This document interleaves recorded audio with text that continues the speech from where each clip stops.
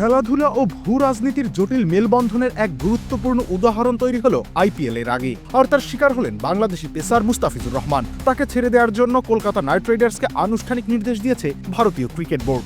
Board of control for cricket in ইন্ডিয়ার সচিব দেবজিৎ সাইকিয়া বিষয়টি নিশ্চিত করেছেন।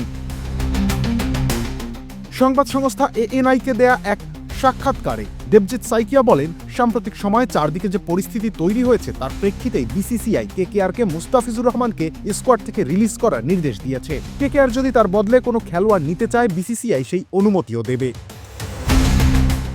প্রথমে ওয়েট অ্যান্ড ওয়াচ নীতি গ্রহণ করলেও বাংলাদেশের রাজনৈতিক অস্থিরতা এবং ভারত জুড়ে চলা প্রতিবাদের জেরে শেষ পর্যন্ত এই কড়া সিদ্ধান্ত নিতে বাধ্য হয় বোর্ড।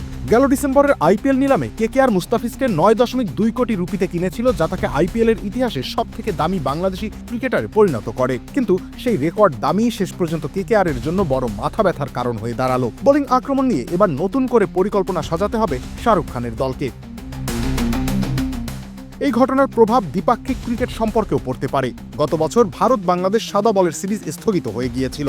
বাংলাদেশ ক্রিকেট বোর্ড জানিয়েছে চলতি বছরের সেপ্টেম্বর মাসে সিরিজ আয়োজনের পরিকল্পনা রয়েছে, কিন্তু বিসিসিআই এখনো কোনো প্রতিশ্রুতি দেয়নি। বর্তমান রাজনৈতিক পরিস্থিতি স্বাভাবিক না হলে বিসিসিআই যে সিরিজে সম্মতি দেবে না তা কার্যত স্পষ্ট। রবিউল ইসলাম রনি, খেলা ৭১।